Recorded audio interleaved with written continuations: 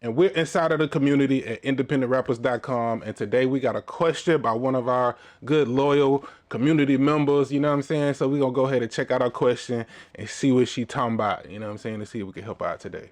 All right, so we got when should you release an EP? I don't really want to release 2 singles in the same week / month, but would releasing an EP as a beginner be a good idea? I released one before. All right, so that's actually a really good question, and I believe I actually made a video about this on the YouTube channel about releasing singles versus EPs or albums and the differences between the two.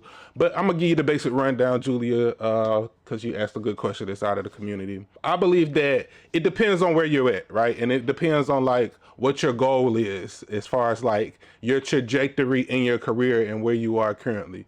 So basically, long story short, if you want to move fast, release singles. Like if you're still growing, you're still trying to build up some momentum, you're still trying to grow your fan base. Not a lot of people know who you are if you're not getting, you know, a good bit of streams on every song that you release.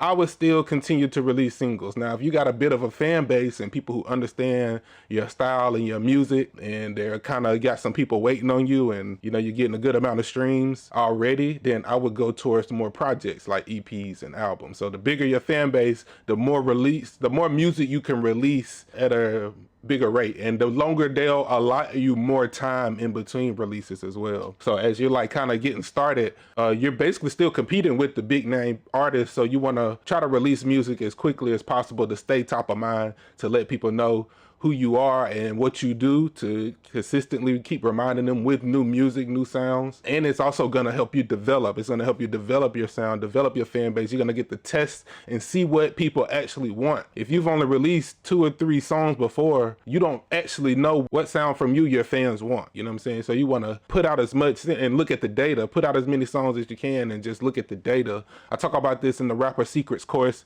inside of the community at independentrappers.com. Yeah, you want to make sure that you're getting the data from the music that you're putting out so that you can see what's getting the best result. It's the same way with like YouTube. You put out the best, all the videos, and then you see which ones perform the best, and you focus in more on that. Now that don't mean you put yourself in a box and you only do one thing, but you just kind of look at the data and you just use that information to your own judgment, you know?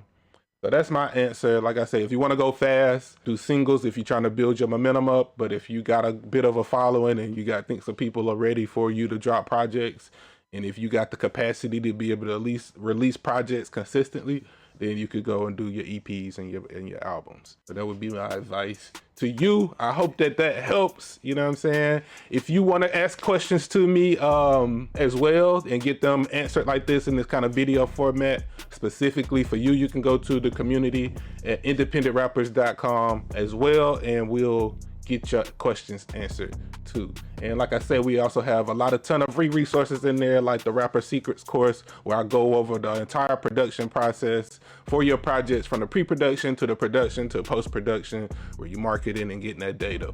So yeah, appreciate you. Check out the next video. I'm out.